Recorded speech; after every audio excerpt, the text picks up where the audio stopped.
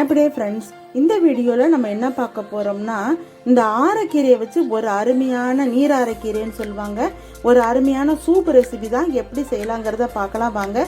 ஒரே ஒரு நீளமான தண்டோட 4 இதழ்களோட இந்த கீரை வயல்வெளி ஓரங்களில் இருக்கும். இந்த கீரையை நம்ம சூப்பு செஞ்சு சாப்பிட்டோம்னா நல்ல ஞாபக சக்தி கொடுக்கும். எப்படி செய்யலாங்கிறத பார்க்கலாம் வாங்க.